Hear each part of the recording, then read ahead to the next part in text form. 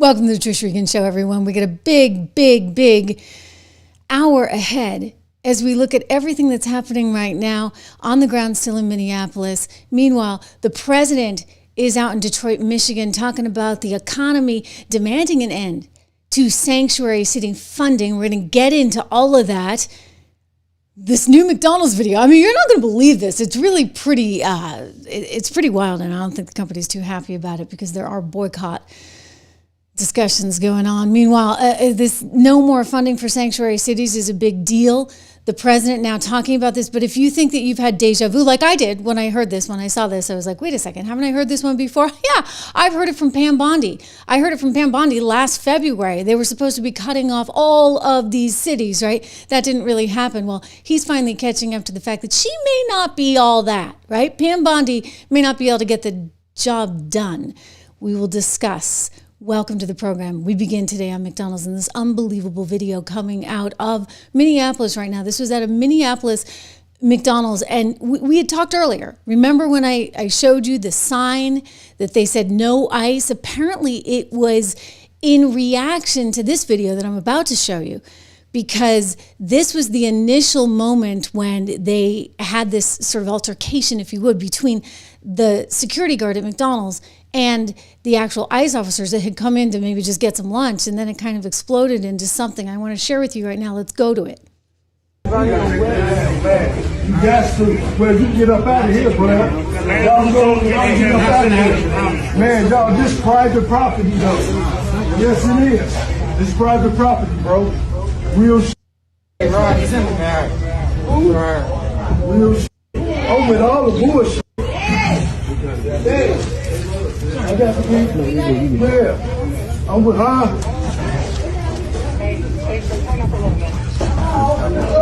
Yeah, if you're not placing no order, you gotta go. Because can y'all please leave the premises? Okay, so it's hard to understand a lot of that. And if you're listening on Spotify, thank you for that. Thank you. Apple Podcast. But you can see I put some transcriptions. What did you say? Yeah, I got it. And so it gets worse and worse, and they kind of, at that point, decide that they need to take things to a higher level, right? That's when they start asking for the manager.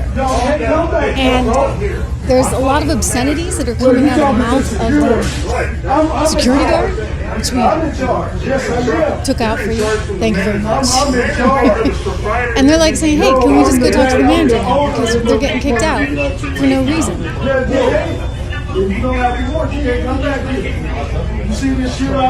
Okay, so a few more obscenities in there. They're not able to talk to the manager because this guy, this security guard, which by the way the community is like holding up on a giant platform, like he's some kind of fantastic savior. I don't think McDonald's feels that way. I really don't think they feel that way, because they don't want this kind of stuff going on. They don't want these sanctuary city rules that are going to apply now to every single McDonald's that's in a sanctuary city. That's what you risk here, okay? That's what you risk. But you also risk the reality of a boycott. Now, the local papers love this guy. I'm going to get to that in a second, but I want you to remember what transpired, because eventually what happened was the company hired some more, I don't know, sophisticated, shall we say. I mean, they had like fancier uniforms and they stood outside and they didn't riddle their vocabulary with a bunch of swear words. So they tried to get their act together, but that actually just created more of a commotion. You may have seen this. I played this on the shorts feed. I played it in yesterday's show. But what I just showed you is the original problem. Here we go. Really? In this McDonald's in Minneapolis, there's a sign on the door that says ice is not allowed. We couldn't help but notice there's a sign that says no ice on the door. Yeah, just to let you know, at the end of the day, this is private property. Mm-hmm. So you can't just break the law because you're a federal agent. It's like coming into your house or coming to any other restaurant. There's rules. So. Did the manager put that on the door? How did that get there? I'm not sure, but it's there. Oh, that's not good for McDonald's. I could see this becoming a Bud Light situation rather quickly. And it would be a shame, given that the president likes those fries so much. Aha! So, they're learning the hard way that we conservatives, really do have a voice, right? So again, I just want to point out that the community loved this. They thought this was fantastic. They're touting him. They're like, oh, you know, when ICE showed up, they saw red. Red Wooten is his name, and he stood up to those ICE security guards 10 toes down, whatever that is supposed to signify. Here's the article. Again, you're looking at some of the video there. It says, when they confronted Red Wooten, a security guard, and Northsider greeted the two agents at the front door and blocked them from going behind the counter, they in fact saw the red in their eyes. The standoff with agents happened, of course, this week, just a couple of days ago after the killing of Reid, and you had Wooten's refusal to comply with ICE being captured on video and then posted to Facebook. So that's what's just come out. This is what I'm showing you. The agents, they say in their interpretation of this, tried everything they could to intimidate the guards, but he said, you can't come back here, bro. This is when they tried to get back at that point to speak to a manager, and so they were walking around and they said, you can't get back here. And they said, look, I'm just trying to talk to your manager. No, you're talking to security. I'm in charge. And that's what you heard him shouting out over and over and over again. I'm in charge. He basically is pretty proud of this. He said, I was doing my job like I'm supposed to do, and the local community is very proud of him. The McDonald's store owner, who's quoted in this, Justin Baylor, said that Wooten acted responsibly. Following the incident, his store posted that sign that I showed you that prohibits ICE and other law enforcement from entering without a proper judicial warrant. Quote, I know the Minneapolis police officers, but I don't know whether or not the vests among ICE agents are real or not. This was the best judgment call in the moment. Well, I'll tell you, it's a judgment call that has corporate pretty upset because it's got you guys pretty upset. Don't forget, you know, even Ted Cruz was upset. Ted Cruz is saying, hey, you know, McDonald's, Are you really okay with this brazen anti-law enforcement bias? Again, look at the sign. No ICE access in this business. Notice to all law enforcement, immigration, and agents. Basically, you can't come in unless you have a warrant. And if you have a warrant, you have to call ahead of time and speak to someone. So, you're not even able to go get your lunch? That's what it's come to? I mean, you wouldn't believe the harassment. I've got some video I want to show you of the harassment that's going on there of these ICE officers. I guess they just figure if they can make their life so miserable, maybe they'll finally leave Minneapolis for good. Well, I got news for them. That's not going to happen. And the administration is not going to allow this to happen. But you guys are like, I'm not going to eat at McDonald's again, over and over and over again. I keep saying this. I will never eat a Big Mac again. I don't like McDonald's anyway. You know, this basically has done it. Or some of you are saying, like, I haven't eaten this stuff in years, and I'm definitely not going to start now. McDonald's came out and issued a statement. Here we go to Newsweek, saying that they were in touch with the owner-operator of this franchise restaurant and have confirmed that this flyer was posted without approval and has since been taken down. So this brings up the question, can you really do that? Right? Can you really do that if you are McDonald's? And you know, does a private business basically have the ability to say, ICE, you're not coming in? What I'm going to tell you is, no, they can't say that into the public areas because they're a public business. And whether they're a franchise or not, they can't just say, I'm not going to have any federal employees come in. That's actually against the law. Now, they can say, we're not going to allow you back into the kitchen area or to any of the private areas or into our offices without some kind of judicial warrant. So that could be allowed. But you can't say, you guys aren't even coming in. They're perfectly allowed to come in to the public areas and to post something outside saying you're not allowed in. That is against the law. And so this is why it's catching the attention, for example, of Ted Cruz and a lot of other people, including corporate and McDonald's. It's like, whoa, we don't want to invite the wrath of all these conservatives. We know what they did to Bud Light. And hey, I thought we had them on our side because the president seems to like his fries and his Big Mac, right? So this is now becoming a bigger and bigger issue. But it goes back to just everything that's happening right now.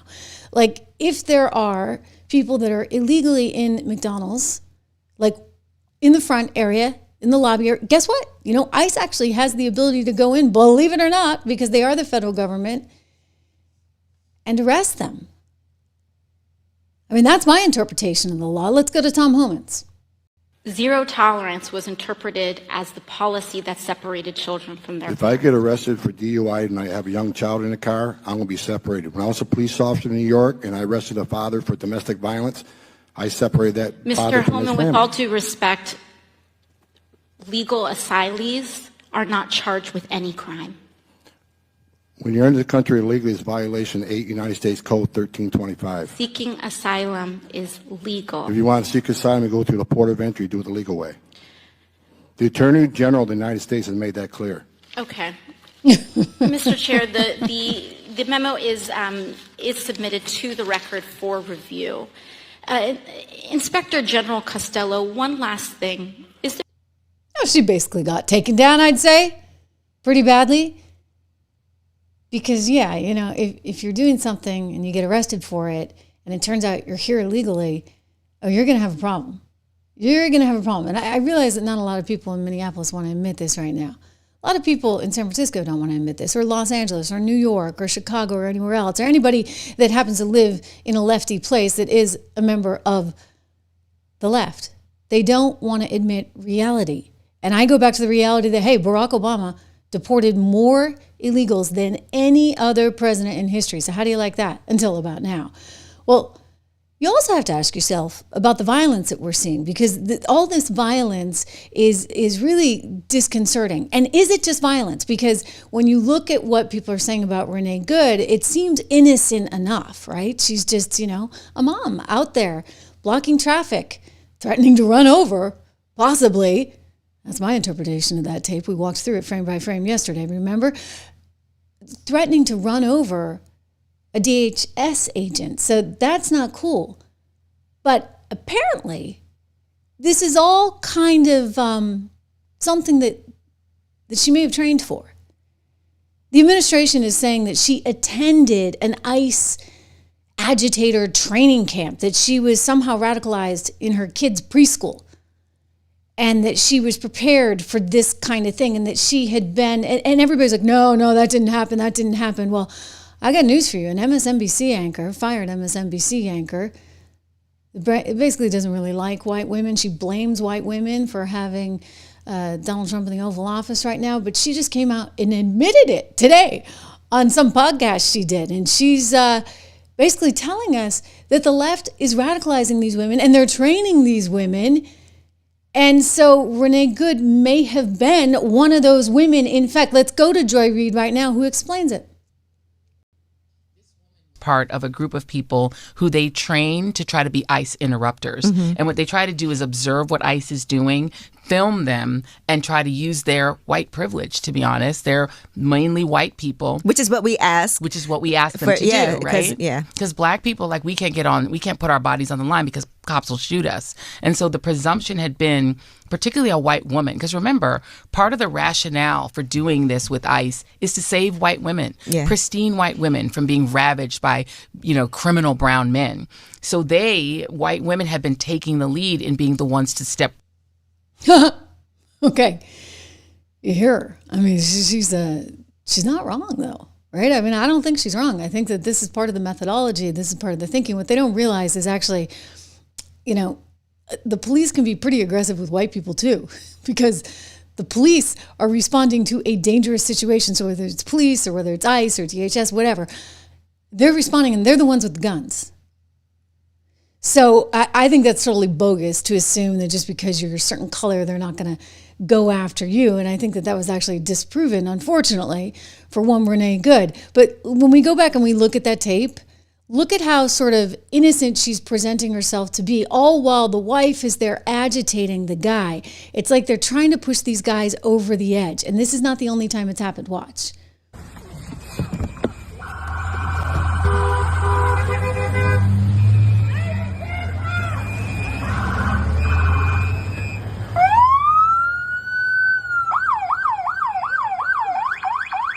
Okay, so remember, she's just blocking traffic. So she gets out there with her car deliberately to block that traffic.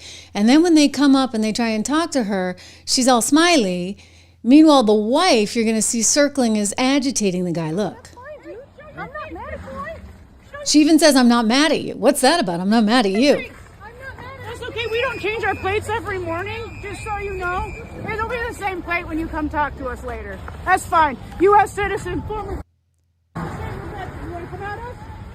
You want to come at us? I say go get yourself some lunch, big boy. Go ahead. Out of the car. Get out. Get out of the car. So, I just got to say that you think about how sort of innocently she's portraying herself, that she thinks that she can actually just go forward in that car, spin forward, and that guy, that agent, because she's white and blonde, doesn't think that his life is in jeopardy. Are you kidding me? But this is apparently, according to a new article, very good op-ed in the New York Post today, kind of the new cause du jour. Soccer moms are taking up this dangerous new hobby. They want to become ICE saboteurs. A decade ago, Kristen Fleming writes, bored females were radicalized by multi-level marketing schemes, selling unsightly leggings from LuLaRoe. I don't even know that company. I guess I never got into the legging phase. Or Rodent in Fields moisturizer. This is what they were doing a decade ago. And nowadays, guess what? They're going in to become ICE agitators and ICE saboteurs. It says now many are finding their purpose and identity through aggressive activism, becoming anti-ICE social media influencers, undergoing training as legal observers, and creating physical chaos to obstruct federal law enforcement. So if they're undergoing training, right, and they're just trying to be out there with the little cameras and we're just gonna annoy you until the point of no return, it's pretty wild, and I think that that's what's going on, because I got some more tape I want to show you. Anyway, she writes, it's as naive as it is dangerous. Yes, indeed. Since Good's death last week, there are videos of women punching ICE vehicles in Minneapolis, aggressively confronting agents. Some are acting out for the cameras, obviously hoping for social media cred or perhaps communion with other social justice types in their neighborhood. One mother who brought her baby to a protest in Minneapolis told a reporter she just wanted to feel the energy. Woo! What a way to get excited in that cold Minneapolis weather. I find it pretty appalling, but there may be something to this. As you look at the way that they're going about the agitating. Meanwhile, I'm just kind of wondering, does this mean that Joy Reid can stop blaming white women for losing the election? I guess we have white women to thank, right? I don't know about that. But she was really devastated on election night. I mean, she looked like she actually was going to break down in tears. And if you listen to her voice, it starts to shake. Maybe she knew the handwriting was on the wall and her job was over that evening. And she gets really angry with white women. Listen. But in the end, if they didn't make their numbers and essentially exceed the numbers that Joe Biden had in the suburbs, and I think we have to be blunt about why. Black voters came through for Kamala Harris. White women voters did not. That is what it appears happened in that state, is that if you can't flip enough white women, and we've talked about this on this set numerous times, but that message obviously was not enough to get enough white women to vote for Vice President Harris, a fellow woman. This will be the second opportunity that white women in this country have to change the way that they interact with the patriarchy. But if people aren't receptive to it, and if people vote more party line or more on race than on gender and on protecting their gender, there's really not much more that you can do but tell people what the risks are and leave it to them to do the right thing. Okay, so, it's their fault. She made it clear on set that night and then later on her little TikTok account. But it is a Rubicon to me, killing. That's actually her today. We can go back to that in a second. I want to show you her little TikTok where she's like, oh, if you're a white woman, don't be all kiki and cool with me. So I don't know, are white women trying to win the approval of Joy Reid these days? I'd say there's better things to focus on, but here she is. Hey, I just want to give some free advice to the white progressives, particularly white progressive women who may be thinking about marching against the Trump victory, maybe putting back on the P-word hats and doing that thing. I would just say probably don't send any of those invites to any black women I'm just going to tell you right now, they're not coming. I'm pretty sure black women have resigned from the Save America Coalition, Save Democracy Coalition, and definitely the Save the Democratic Party Coalition. I think that's probably not happening. I would just keep those invites maybe among your own friends, because I don't think they're coming. But yeah, I think black women are now on the Save Black Women, Prioritize Black Men, and prioritize black communities, black businesses, and the black spaces, but save America, save the Democratic Party. Yeah, I don't think that's happening. Okay. So think about what's going on here. They realize, okay, we got this soccer mom crowd and they didn't turn up the way that we anticipated. So how do we excite them? How do we get things going? And now they turn them allegedly into agitators and they're out there harassing nonstop. I mean, I want you to look at some more of the harassment. And it's not just women. There's some men too. Maybe some men that think they're women out there agitating in good old Minnesota. Another example, I just want to show you this woman really starts to push at this guy in a really disgusting, harassing kind of way. It's like they're trying to bring the temperature up in their sweet little way, just say a few things to try and get under people's skin. Watch. I don't care what they told you. If you guys get in my way, I will arrest you. Sir, we're just observing. Please calm down. You can observe all you want. I am observing. Do you see back. me in the way? I am back. You had anger issues as a kid, didn't you? Were your parents present? You should be ashamed of yourself, man. He is. I love my job, thank you. You love your job? I can't believe I get paid for this. Really? I do this for free. Really, I get $200K. I'm a physician assistant. How long did you go to school for that? Over 7 years. I went to high school, and I make $200K. People regard me as someone valuable in society. What about you? Does yours says prestige? No, it doesn't.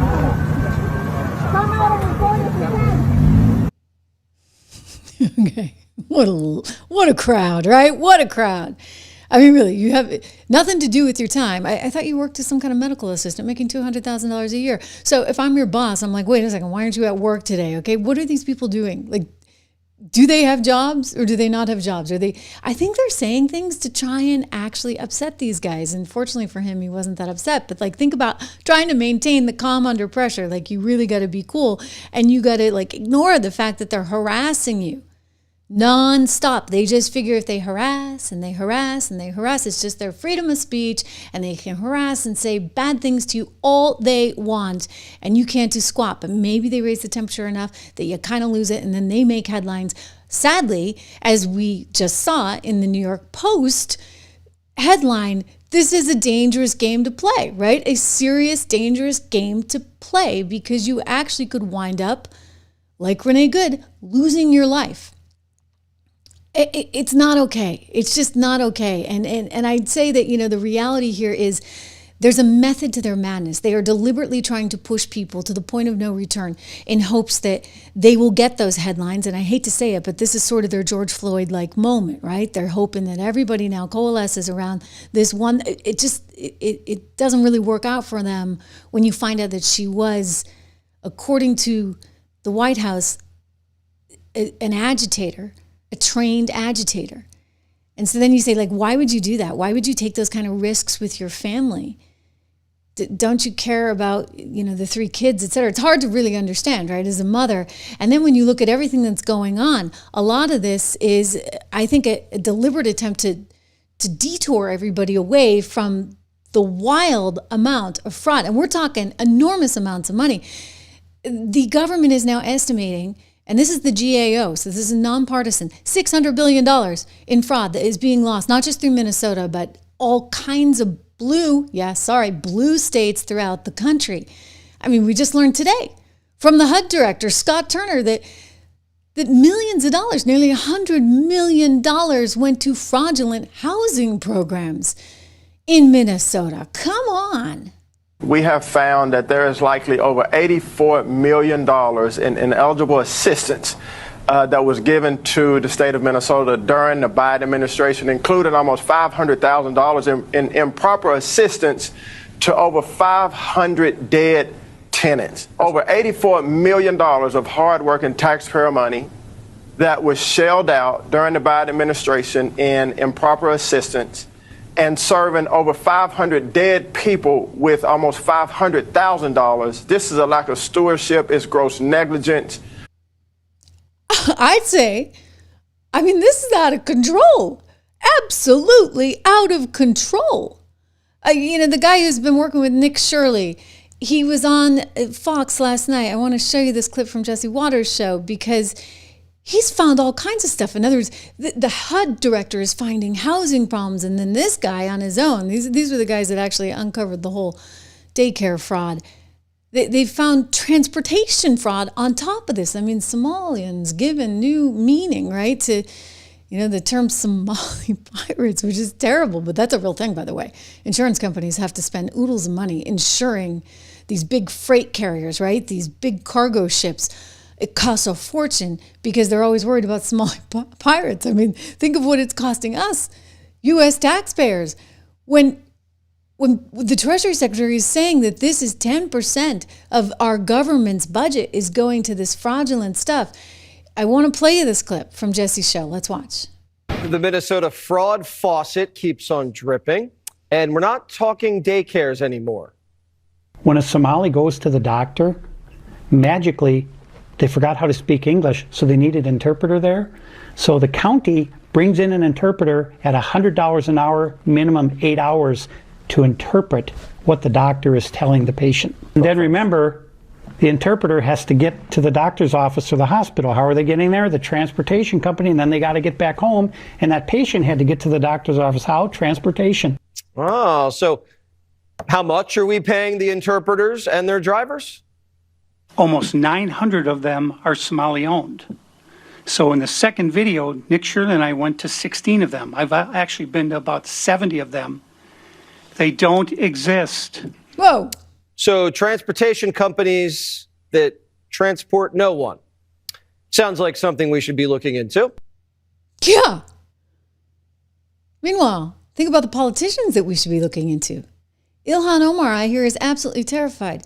Ilhan Omar is really worried because, you see, it was just discovered that even as recently as late last week, she was trying to jam another $1 million through for a Somali restaurant owner that had some kind of special 501c3 thing to help people with addiction.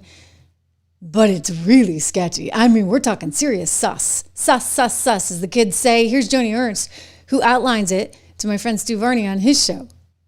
Covered the other day, and one of our spending bills making its way through Congress was a $1 million earmark from Representative Ilhan Omar of Minnesota, which was an earmark that was supposedly going to a substance abuse clinic, which actually happened to be housed in a restaurant and run by 3 individuals that share the same residential address, according to their IRS paperwork. Tons of red flags. Yeah. So this is what we saw with the fraud involving the daycare centers. Now we see other earmarks coming directly from members of Congress where it seems fraud is being perpetrated as well. So whoa, so what's going on, okay? What's going on? What did she know? What didn't she know?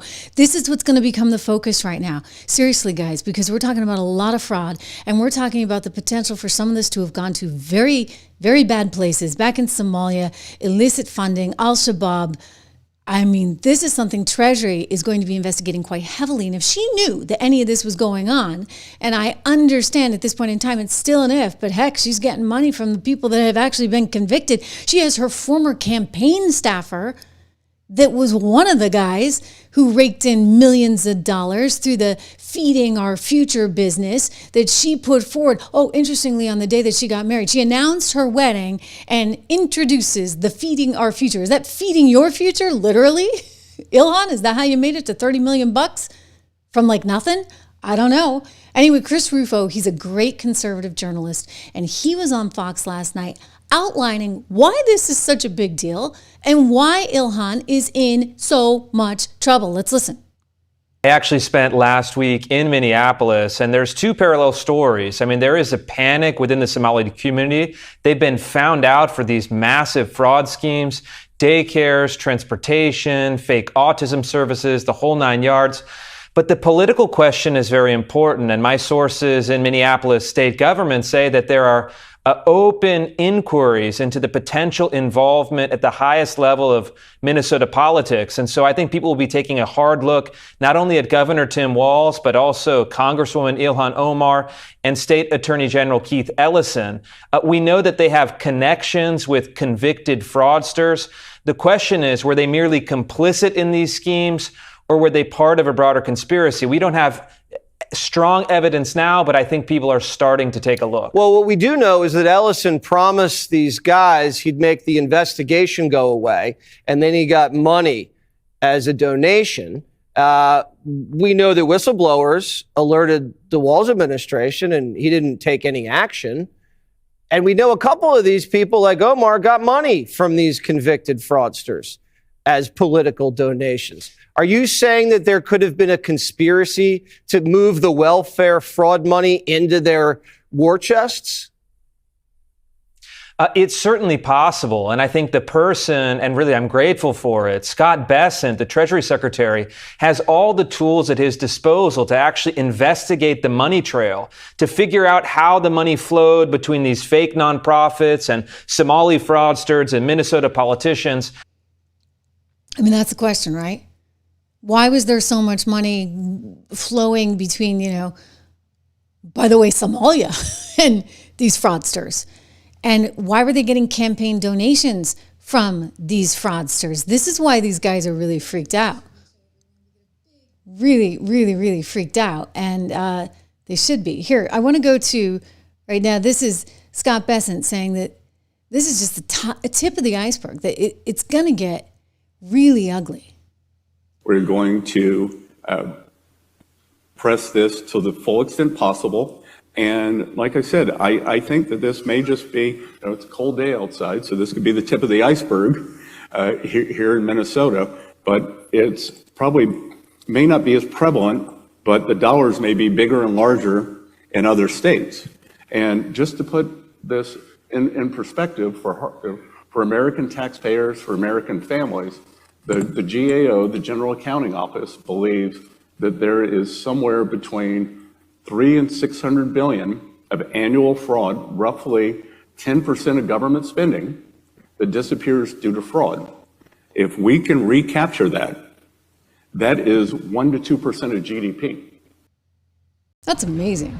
I mean, that could be, and look at this. They've got all kinds of agents. This is DHS, but they have the equivalent for IRS out there getting together all of this evidence that they're pulling forward to be able to go after these fraudsters, which leaves not just Ilhan Omar terrified, but I think Walz terrified. It's one of the reasons he's not going to be running again. And of course, Keith Ellison, who's the AG in this state, super, super scared because, well, I'll go back to Bessent for a second, but he's highlighting the fact that Keith Ellison, the AG there in Minnesota, allegedly was getting money from some of the fraudsters after having promised them that they would kind of have an easy time of things. Let's go to Bessent.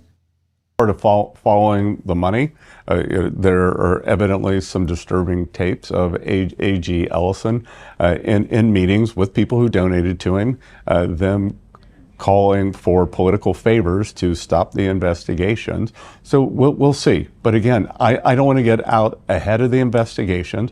It's going to be very methodical. And Chris, I can guarantee you, when the bear trap snaps, we're going to get these folks. And again, we're going to follow the money, whether it's over the two counties here, in Minneapolis, St. Paul's, or whether it's to East Africa. And there's tons of luxury properties, cars that have been bought over there. And okay, you see where this is going. And he's going to travel it with this money all over the world. So he's going to find out exactly. And you know what? I got a lot of faith in him. I really do. I actually like Scott Bessent a lot. He's the real deal. He actually was a super uber successful investor. I mean, the guy basically took down the Bank of England, okay? Go read about that in your spare time. He is smart. He is outstanding at what he's doing. Just look where the economy is. I mean, that's Trump, but it's also Scott Bessent putting all of this stuff into fruition. So he's really good. And I think it leaves her really fearful. Don't forget, Keith Ellison, again, on tape. Fox had it. What we have is by inserting ourselves into the political arena, putting our votes where it needs to be, but most importantly, putting our dollars in the right place and supporting candidates that will fight to protect our interests. That's right. You can only protect our interests when we have your back, and you don't have to worry about who's behind you. So now officials are saying, why was Ellison meeting with this group in the first place? They were asking him to help them get more federal funding, offering votes and campaign donations for support. So the audio clip's part of an ongoing investigation into the widespread fraud across the state. Ellison's office sharing an op-ed that he wrote in the local paper. He said, in part, I took a meeting in good faith with people I didn't know, and some turned out to have done bad things. I did nothing for them and took nothing from them. But documents obtained by the Center for the American Experiment say some of those non-convicted Somali fraudsters that he met with donated money to Ellison's campaign after that meeting. It's money, though, he did later give back once this group was indicted, according to reports. So, whoa, all right. So he's in a lot of trouble. And Ilhan's in a lot of trouble. I mean, I've played this for some of you guys, but Comer is like, hey, you know, if anyone is coming under suspicion here, it's Ilhan Omar. I mean, let's think about it. Okay, this is her district, where everybody's from, where all this fraud is coming from. And then there's the reality that suddenly her bank account has gotten quite swollen, which Comer highlights. You said this week that Minnesota Congresswoman Ilhan Omar was, quote, at the top of the suspect list. Can you elaborate? Well, we have to disclose annually our financial statements, and you know, I think it's public knowledge what the salary is for Congress, and it's been the same. I've been here 9 years. It's been the exact same, $174,000 for 9 years. Omar's been here maybe 5 or 7 years, but regardless, her net worth just out of nowhere skyrocketed. We know it's tied to a venture capital or private equity fund, some type of investment, two investment funds that her husband's running. We have a lot of questions about where the money came from. How do you make that much in fees in a short period of time? Is the Congresswoman Ilhan Omar, is this a case that could be referred to the Ethics Committee? Absolutely. You know, the Ethics Committee's sole purpose in life is to investigate members of Will you refer her case to the Ethics Committee? Absolutely. And I think that there are going to be a lot of members that will encourage the Ethics Committee to take this up, because it's just a simple question. It shouldn't take very long. One little session with the Ethics Committee, you know, with basic questions, how did he amass this much money? And then if they're not satisfied with the answer, then they can certainly get those financial records. Well, I am looking forward to that, by the way, thanks to Catherine Herridge and her X show for that. I mean, well, that'll be interesting. I'm very curious. I mean, how did she go from 0 to 30 million in the span of, what, a year or two? She married Timmy Minette, and suddenly my net worth goes way through the roof, right? Huh. Well, for one thing, he's her campaign manager, so I guess her campaign pays her because all those people, you know, I don't know how many, to be honest, because I think it's something like 7,000 and change that she collected, but I'm just wondering if there's some other back door.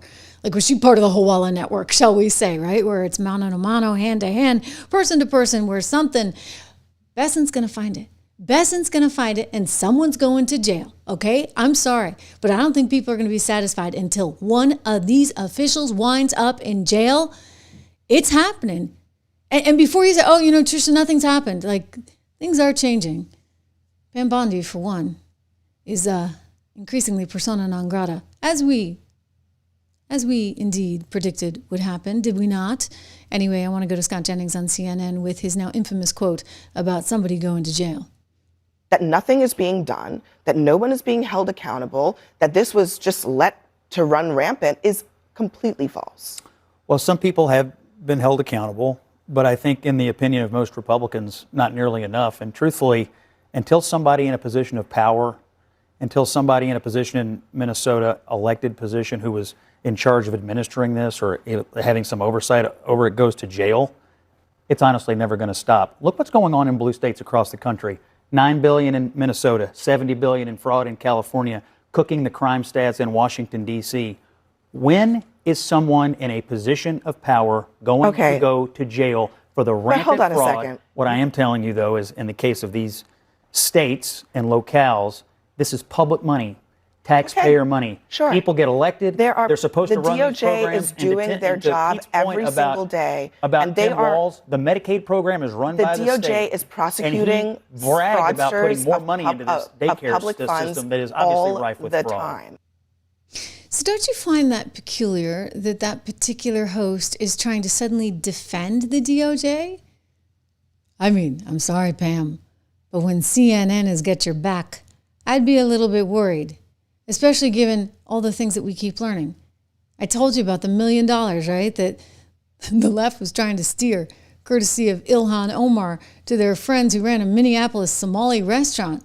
$1 million for some kind of Generation Hope thing. I said yesterday, they got good names for these things. A Somali-led organization. Our team includes individuals in recovery, mental health professionals such as licensed counselors and peer recovery support specialists and community members. Oh, yeah. I mean, except for the group's website actually lists 2 addresses for Addiction Recovery Center in Minneapolis, including a location on Cedar Avenue. But it turns out that the location on Cedar Avenue is actually the address for the Seagal restaurant and coffee shop. I mean, they're like, oh, but there's a second floor. I'm sorry, Ilhan, this one is for the history books. Because in the middle of everything going down, you still have the gall to think that Americans are going to go for this one? The Opioid Treatment Addiction Recovery Center?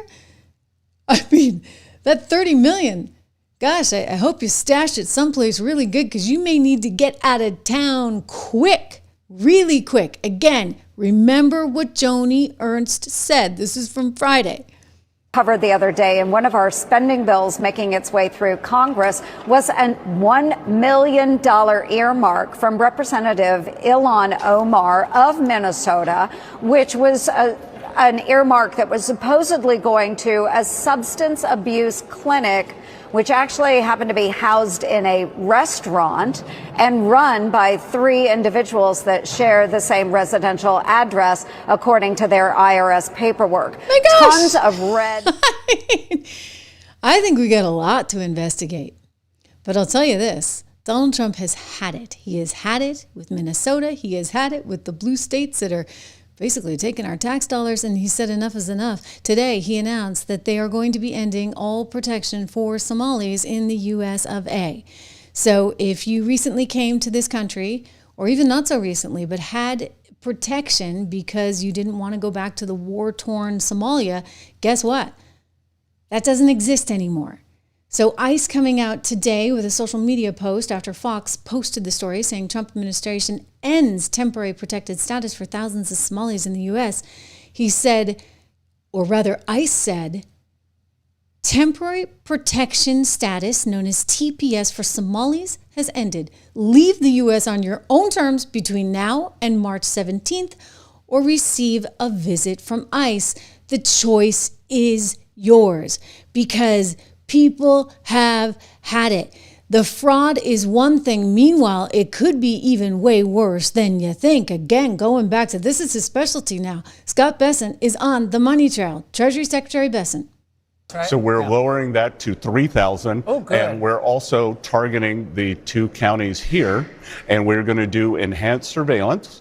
And from now on, anyone who wires money out from one of these money service businesses has to check a box saying whether they are on public assistance. And if you are on public assistance, we are going to start pushing that you cannot wire money out of the country. Oh, gosh. Well, what if they lie and they don't tell us for public assistance? Well, then that's a crime, lying on a federal form. We're going to follow it up, and we are going to push that you can no longer do that. The American people, our generosity has been taken advantage of. Our generosity is funding al-Shabaab, an Iranian interest it could be. Well, the money... this is really bad. The money is supposed to go for alleged asylum seekers and their families and children. And if you are wiring the money out of the country, one of 2 things must be true. You are getting too much money and your benefits should be cut, or you are part of this conspiracy. Where did that money come from? We're going to find it out. That's what Treasury does. IRS has a group called Criminal Investigations. Criminal Investigations was the group. Wow. Okay. So, protection for anybody who's here seeking asylum from Somalia is officially ending March 17th. Don't say he didn't warn you. This is New York Times story on it. Again, the indication coming from Bessent that they're tired of this, that too much money is going back home, that a lot of this is going to fraud and it's over. And so the end of the program is coming. The Times writes, as federal officials are carrying out an intense immigration effort blitz in Minnesota, the state with the largest population of Somalis in the United States. The Department of Homeland Security is dispatching roughly 3,000 officers and agents to Minnesota, a move that federal officials say is meant to crack down on fraud and illegal immigration. Of course, as you saw earlier in the show, they're countering that or pushing back by, posting photocopies of no ice here at McDonald's, or having people that are effectively soccer moms get trained in this ICE agitation and resistance. And that's how they think they're going to combat that. The termination, they point out in the Times, is going to affect nearly 3,000 Somalian nationals who are able to live and work in the United States through a program called Temporary Protected Status. So there's like 1,380 Somalians that have applications right now that are being processed, and I guess it's game over for them. So in justifying the termination, the Homeland Security officials are saying it is being done on conditions that Somalia has actually improved, and allowing Somalis to stay would not be in the national interest of the United States of America.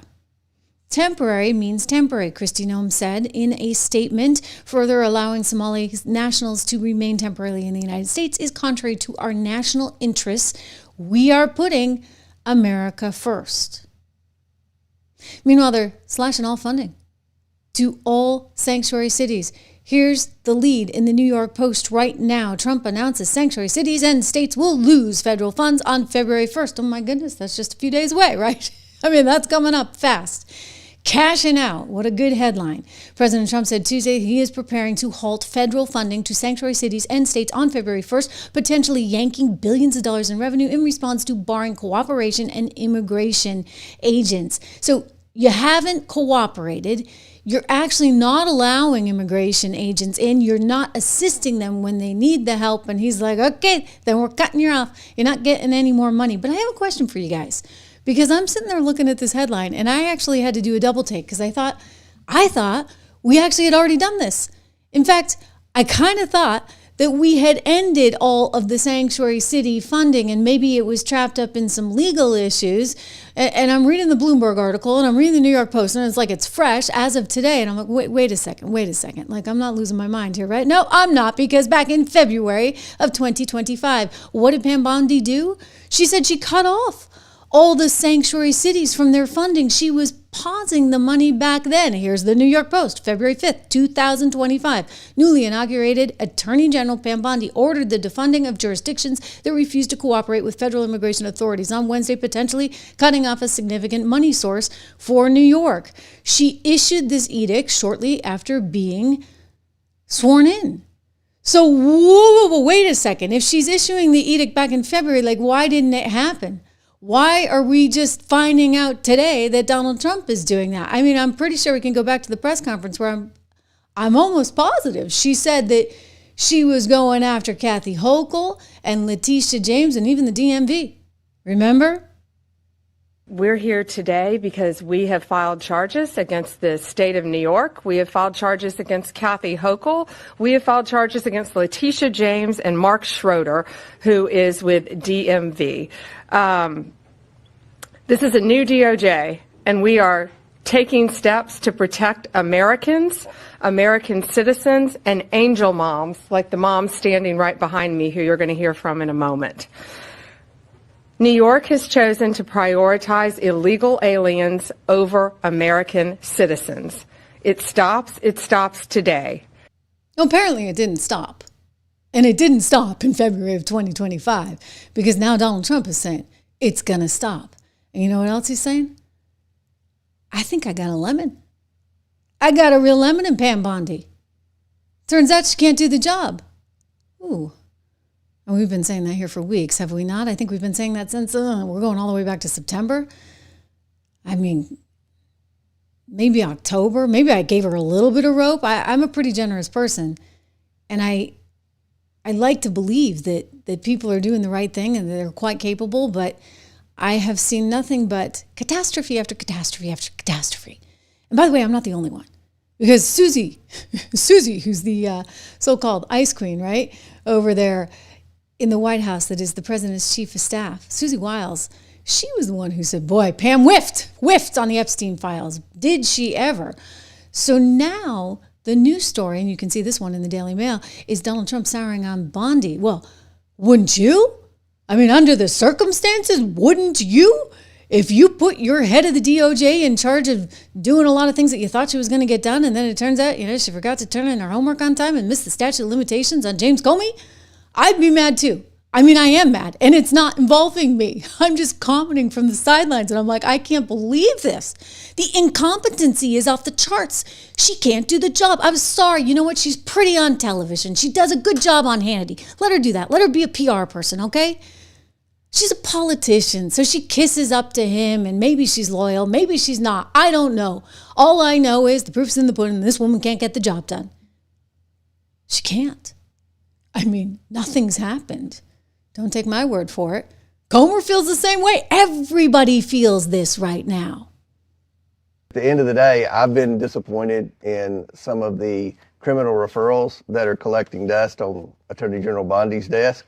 I've made that very clear with the White House. I'm hopeful that we'll see some action soon on, the criminal referrals that range everywhere from Dr. Fauci to the Biden family influence peddling scheme. So we've got that. But now with respect to Minnesota, I'm very confident the Department of Justice is going to make several more requests. They've already made several arrests, dozens of arrests down there, and they're working on dozens of prosecutions. But that's the tip of the iceberg, and the Department of Justice knows it.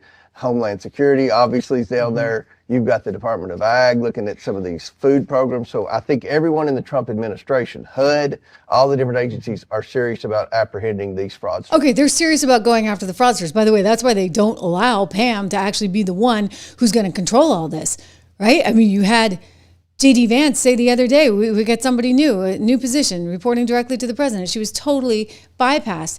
And the word on the street is that he's looking to do that in many different capacities. In other words, she can't run the show. That's what she's supposed to do. And she can't do the job. Let's continue listening. So you're confident there will be arrests and criminal charges brought in Minnesota in 2026? Absolutely. Back to the Justice Department. Has the Justice Department done enough? Well, I would like to see more. I'm an optimistic person. I believe that they're working very hard. And I know the president has a lot of confidence in Pam Bondi. Not really. So hopefully they will be more successful in prosecuting some of these people that we've provided congressional evidence that have broken the law. I'm sure you've seen a lot of the comments on X. This is a very popular chart on X. It says 0 arrests for some scandals that are very important to Republicans. Is that what accountability looks like? Listen, that's the biggest complaint of every Republican on the House Oversight Committee is there haven't been enough arrests. Now, some of these, some of those issues. Exactly. Okay. There haven't been enough arrests. By the way, I'm making a comment right now in the live comments. Don't forget to turn on your alerts. So if you're subscribed to the channel, make sure you also hit the bell so that you turn on the alerts so that you know when I'm live. It's really, really important. One of these days, we actually will find a very firm time slot. It tends to be sometime between 3 and, well, today was a little bit later, right? Almost 6 o'clock. So we tend to aim for that window. So always check your alerts, and that way you know when I'm here. It's really, really important. But I'm like, gosh, I mean, she hasn't done anything. And so now he started to complain, and he has every right to complain. Look, I don't want to complain about Pam. I like Pam. She's a nice person. I've been on TV with her many times, and she's come on my show over the years at Fox, and we've been on Newsmax together. Like, I really don't want to complain about her, but I'm actually really concerned about the country, and I'm concerned about the president. I'm concerned that we're not getting our homework in on time, okay? So Trump has complained about Pam Bondi repeatedly to aides. That is the headline, the big exclusive in the Wall Street Journal today. And it says this month, Donald Trump has talked to allies about how he could appoint special counsels at the Justice Department because he's so frustrated with what he sees as slow progress of its work. According to people familiar with the situation, this does not surprise me at all. This is exactly what they did with Minnesota and all the fraud. Now they're putting somebody that doesn't have to report to Pam in charge of the entire operation for all of the fraud. Granted, it's a little bit too big for her. But, you know, there's a lot that's too big for her. I think the Epstein stuff is too big for her. I think the Biden crime family stuff is too big for her. I think the Russia stuff is too big for her. I mean, it's all too big for a politician from Florida who's good on television. Because you know what you need? Not a politician, not somebody that's good on television. You need somebody who knows how to run a big, giant shop of litigators, okay? Somebody from, I don't know, Jones Day, which is a popular firm in conservative circles. Go get the head of Jones Day who knows how to run a whole team of litigators, because you need litigators all over the country. Your U.S. attorney here, there, and everywhere doing their jobs. And then you have to, as Attorney General, kind of pick and choose which are the most important cases here and kind of keep an eye on them, right? Babysit them a little bit. Manage them. You've got to be a good manager. I don't think she is. I think that she knows how to be on TV and she knows how to campaign. And that's called being a politician. That's called being good on TV. And none of them have anything to do. And maybe she's a good lawyer, sure. But again, you can be a great lawyer and you may not be able to manage an entire team of lawyers. And so he needs what I'm calling like a CEO type position. Now he's doing it. Right? Like he's doing it. This is why he's getting a new prosecutor to go after all the fraud. And maybe Besant will help manage that prosecutor as well. But you can't have Pam do it. Pam can't get her homework in on time. She can't manage to meet the statute of limitations on Comey. Is we are creating a new assistant attorney general position who will have nationwide jurisdiction over the issue of fraud. No, because Pam can't do the job. All right. So, look, he's done with her. At this point, I think he likes her. He likes her personally, but this is business, okay? This is just business. And we need people who can get this done. I mean, when you don't have people that can get it done, it turns into a kind of chaos. I mean, look at Comer out there today. And this is not chaos. This is what they had to do. So they're trying to get Bill Clinton to testify about Epstein. And Bill Clinton has no interest in doing any of this. And apparently, I think his lawyers are telling him, hey, don't bother doing it, because if you hold out long enough, guess what? The Republicans may just not win at midterms. And then it's game over for Trump. And then you're going to have impeachment city, right, all over again. And you're not going to have to worry about getting hauled in. Because the way this goes down, guys, when you hold somebody in contempt of Congress, and if they refuse to testify, then guess what? They go to jail. Just ask Steve Bannon. Just ask Peter Navarro. I mean, they were, crying a big swan song when they went to jail. But I'm like, guys, I'm sorry. You had an opportunity to go and testify and you wouldn't testify, so therefore you go to jail. I mean, that's just sort of the rules. And a lot of people were like, oh, but this didn't happen when Obama was there. And it was like, well, okay, but Obama pardoned everybody and said you don't have to go and testify. But here's the deal. If Biden's in charge and the Democrats are in charge of Congress and they say, we want you to testify, you're going to have to testify. So Bill Clinton, same rule applies to you at present. And I'm guessing that Clinton is betting that this present is not going to exist for long, which should scare you in and of itself. We can talk about that. But Bill Clinton is betting, I'm just going to string this thing out. I'm going to say I'm not going to go. They're going to have to basically put me in prison before I'm going to testify there. So I can tell you this, they're taking the first step. James Comer speaking out today, a couple hours ago. I want to show you. Unanimously by the committee in a bipartisan manner, we will move next week in the House Oversight Committee markup to hold former President Clinton in contempt of Congress. Yeah, good job. With that, be happy to answer any questions real quick. Mr. Chairman. Anybody on the committee? Will you roll out bringing Donald Trump in for an interview? Well, in this investigation? President Trump has answered thousands of questions about Jeffrey Epstein. In fact, I would say today, you all ask him questions every day. He answers questions every day about Epstein. Will you rule out? Well, you can't bring in a current president of the United States, and you all know that. So, but President Trump has answered thousands of questions about Epstein. I bet today, at some point, some of you all will ask President Trump questions about Epstein. He answers those questions. To my knowledge, former President Clinton has never answered questions about Epstein. And we just had questions because, again, I think anyone would admit they spent a lot of time together while Bill Clinton was president and post-presidency. So, long story short, Bill Clinton is going to be held in contempt of Congress. And when you're held in contempt of Congress, you're going to go to jail for it. So he has to really hope and pray that the Democrats actually get back in and that the Democrats are in charge, both of Congress and the Senate. And this is a concern, right, for all of us, because if that happens, it's really going to get ugly. I mean, we are talking impeachment city. And this is why, you know what, when I say it's really important that Pam Bondi do her job, if she can. I mean, and that's a big if.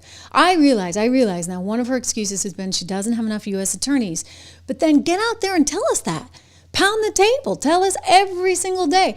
I don't have my Senate confirming my attorneys. And because I don't have that, you guys have the Senate, right? Republicans are in the Senate, so you can pressure them and you put the screws to them and you say this has to get done. And you need somebody strong to do that.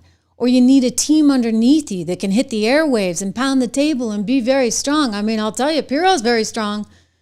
My former colleague at Fox, Jeanine Pirro, she went totally rogue on the head of the Federal Reserve. I mean, this is what happens when nobody's minding the store, and nobody is, right? So she doesn't report to Pam Bondi, or she doesn't think she reports to Pam Bondi, even though she does.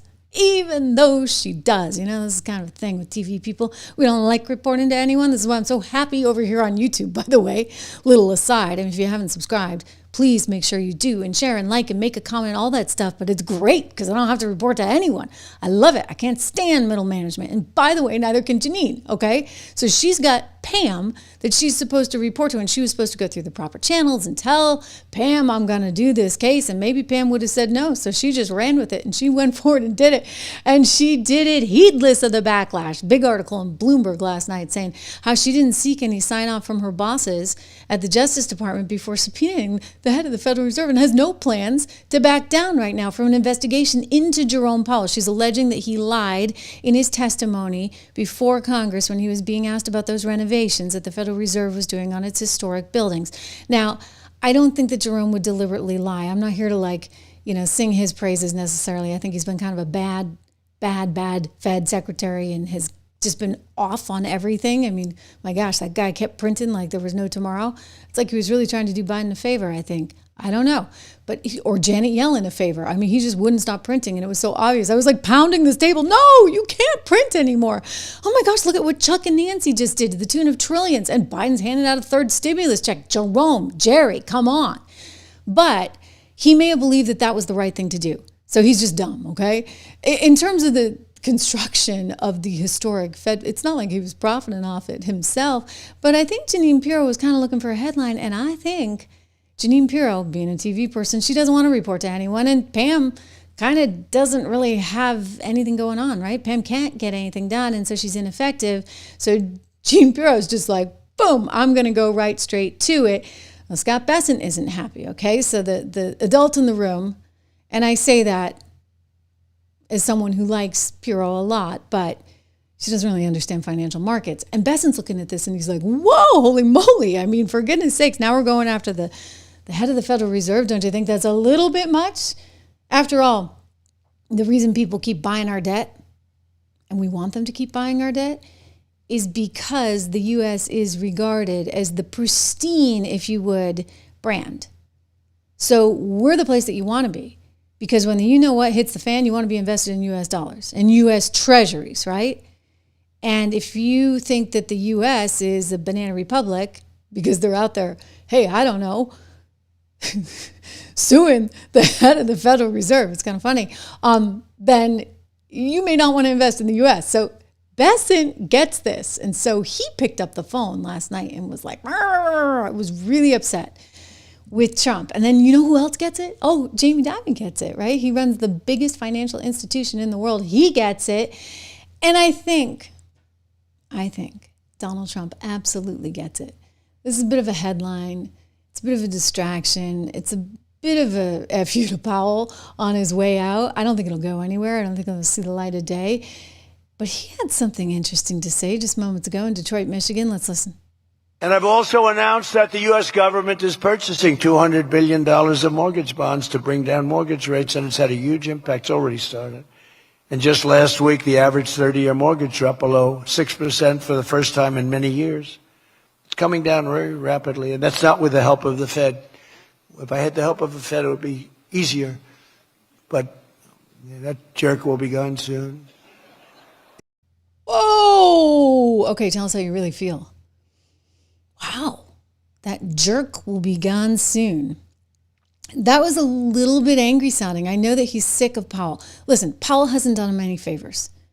Realistically speaking, I mean, there's every reason in the world right now to lower rates. You don't have any inflation. Look at it. It's 2.7%, and core inflation came in today at 2.6%. So we got no real massive inflation. Everybody thought it was going to be a couple tenths of a point higher. That didn't happen. So inflation's coming down. You got GDP growth that maybe the Fed is looking at it and saying, well, look, GDP growth is great. Why do we need to cut rates? But here's the wacky thing, right? People have really high car loans and they have really high mortgage rates. And when you have that kind of, very high interest rate charge, you're basically locking up liquidity because people can't go out and buy a new car and they can't even move, right? Maybe there's a great job in another part of the country, but they can't take the job because they can't sell their house because they can't get what they paid for it out. And so it creates a stagnancy in the economy, and that's what he's trying to fight against. So he's out there saying, okay, I'm going to do this much. I'm going to buy all these mortgage bonds up, and Fannie and Freddie, go for it. That'll help. That'll actually help bring mortgage rates down. And what might help even more, right, is having a Fed chief that is lowering rates. And it's not just the Fed chief. You need the whole Fed to go along with it.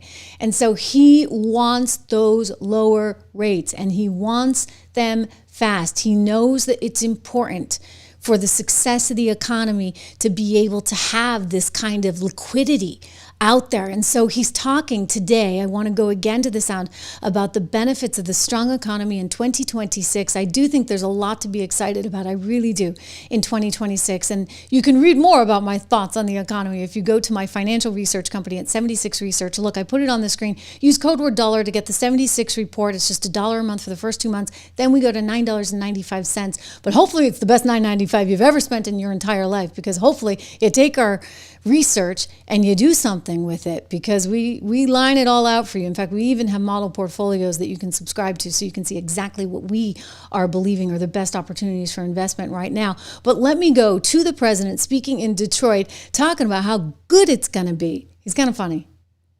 Now, after less than 12 months in office, I'm back in Michigan to report to you on the strongest and fastest economic turnaround in our country's history. It's really been historic. There's never been, we're not 12 months, we're through 11 months. We've got $18 trillion being invested in our country. The most of any country ever was 3. We're at 18. There's never been anything like this. You are so lucky I allow you into this room to even be with me. I'm kidding. I'm kidding. The fake news will say Donald Trump thinks he's hot stuff. Right now I'm feeling pretty good, though, I will say. Oh, you're so lucky to be here. Under our administration, growth is exploding, productivity is soaring, investment is booming, incomes are rising, inflation is defeated, America is respected again like never before. That's great. Look, there's a lot to be optimistic about. Things are really looking up. Again, you have the recent report out of the Federal Reserve Bank in Atlanta talking about 5.4% economic growth. I mean, that's an economy that's on fire. Thank you very much. This is an absolutely booming economy right now. Yeah. So what could slow it down? What could possibly slow it down? I don't know. Maybe this. In addition, I proudly called for the credit card companies to cap interest rates at 10% for 1 year, because they're getting 28 and 30% and 32%. Okay, all right. So now we have to back up for a second. Nobody likes the credit card companies. I get it. Nobody wants to be charged 30% interest rate. I mean, it's outrageous. It's insane. But you know what? What are we looking at? Like 7-8% on car loans and similar on 30-year mortgages right now. I mean, we got high rates on everything. I mean, it's wild, right? I mean, I think about my own mortgage is like 2%. It's fantastic, right? But of course, why would you ever move? I don't need to move. I don't want to move. But if rates are so high right now compared to when people were buying before, like, it creates a stagnancy in the economy. And you can't fix it by waving a magic wand and saying, I'm going to get rid of those high interest rates. I'm going to prevent credit card companies from charging anything more than 10. Think about that for a second. Like, what does that actually mean? What if you're like a young family that has bad credit and you really need the credit for something? You're not going to get it. Like, people who can't afford it will never be able to get it, because what are the banks going to do? You can't force them to lend. They have to be compensated, because their risk for some people with very bad credit portfolios are off the charts. I mean, think about what they did. Remember those no income, no asset loans that Barney Frank was so high on back in the day? It led to the whole subprime mortgage crisis, right? You do not want to be in a situation where you're forcing banks to lend and you're forcing them to make decisions, I guess, for political reasons, right? Because this is entirely political. I mean, I think Warren baited him into this one. Gosh darn it. Anytime you're like hanging out with Elizabeth Warren and, on the phone with Elizabeth Warren, I'm just going to say, woohoo, warning. All right, same with Mandami. Apparently he's been chatting up Mandami too. Don't let those socialists get into your head. Not that they would. But I think that there's a political motivation for this. It would be a disaster for the economy. Let me be really clear, okay? You know that I always shoot straight with you, and I love what this president is doing on so many levels, and I'm looking out for him, and I want only the best for the U.S. economy and for you and for him. But this would be kind of a recipe for disaster. I mean, Elizabeth Warren, she's like, this is fantastic, absolutely fantastic. Like, hey, maybe Trump and I can be friends now. I mean, this was moments after she had gone, I think she was speaking in New York just yesterday. No, she was speaking at the National Press Club, yeah. And she just torched him for this affordability issue, which frankly is a little bit fake. I'm just going to say, like, I know things are high, but they're high compared to where they were, because guess what? When he was last in office, we hadn't had Jerome Powell's money printing and Nancy and Chuck's multi-trillion-dollar stimulus, and we hadn't had all of the third stimulus check round coming our way. So there was a lot of money printed, and that's what led to 9.6% consumer price index increases. It was crazy, but it's not crazy anymore. And so this is kind of the new normal, and I know it feels rough, but listening to Elizabeth Warren isn't going to get you there. I noticed just about an hour ago that President Trump has said that he wants to talk about bringing down housing costs. I guess he's trying to jump in the spotlight here. But the American people need action. Let's be clear. We have done the hard work here in the United States Senate, and we have passed the Road to Housing, which is a bill that will increase housing supply. We passed it unanimously in the United States Senate. Now it's hung up over in the House of Representatives by Republicans, and Donald Trump has not lifted a finger to get that bill through, to get housing supply expanded, and to help push down costs. Instead, we come together on a day when Donald Trump's administration has just approved the merger of the two biggest real estate outfits in this country, which will further drive up the cost of buying and selling homes. You give us the chance, we are going to deliver lower housing costs for the American people. But we can't give you that chance, okay? Let me just be really clear. I think he's passing her a bone here. He's smarter than this. I mean, he knows. Like, I'm sorry, if like your average car loan, and I actually should know this off the top of my head, but I don't. Forgive me. I'm going to go, if you guys know, tell me, but I'm going to go with, say, like 7% or something right now. If it's around 7, okay? If it's around 7, then guess what? 10, capping at 10, like that's not going to fly for credit cards, because that's the riskiest pool of all. Like, nobody's going to be able to take out a credit card. Nobody's going to have any credit card debt. I guess that's one way to get rid of credit card debt. We're just not going to allow it, because basically we're going to shut the banks off. Anyway, she's all excited. Guess what? He called her. He called her after her speech. Trust me, I don't think he watched her speech. It may have just been a coincidence, but anyway, she's like, he called me after my speech. We discussed this same message on affordability. I discussed it with him directly. I told him that Congress can pass legislation to cap credit card rates if he will actually fight for it. I also urged him to get House Republicans to pass the bipartisan Road to Housing Act, blah, blah, blah, blah, blah. Okay, so she's going to kill, or is trying to kill, our economy. Donald Trump will not take that bait. I predict. And my predictions are always right. Like, are they not? Like, when have they not been? I mean, sometimes a little too ahead of myself, but I typically get it right. Elizabeth Warren, not so much. Anyway, it is great to have you guys here. I'm seeing so many comments. Oh, and I see gift memberships. Did we get that done? Were we able to do the gift memberships? And Don, did I read Peace of My Mind telling you that you actually got a gift membership in one of these? So thank you to whoever gave Don the gift membership. I'm glad that that's actually come through, because I didn't think we were actually able to do that at my level of creator, because I have like a business page as opposed to an individual page. So I'm learning new things every single day, as you guys well know. It's great to have you here. If you haven't checked out the Spotify show, please go over there and check that out as well on my Spotify channel. I will put the link up in the show notes so that you can all see it. But I think it's just wonderful to have this community of people. And you know how open I am. You know how open I am, and I'm always going to tell you the truth. And even when it means, right, like things that we don't necessarily like I don't want to have to come out against Pam Bondi. I really don't. I avoided it forever. But then, the handwriting's on the wall, and I just can't stay silent. Or, for example, like the credit card stuff, because that's just kind of a bad idea. Or even Jerome Powell. I mean, I like Pirro a lot. She's like a pit bull. So... poor Jerome, that was my first reaction. Oh my gosh, like she's running this thing. She's actually very good. And you guys are asking, could she take over for Pam? Maybe, but again, I would point to I kind of want somebody who's run a whole team of lawyers, who's had 100 lawyers underneath them or 200 lawyers underneath them, like somebody from a really big firm that is a good lawyer, not that flashy, not that great on TV. I want a little less TV and a little more substance, okay? And I say that as a TV person, right?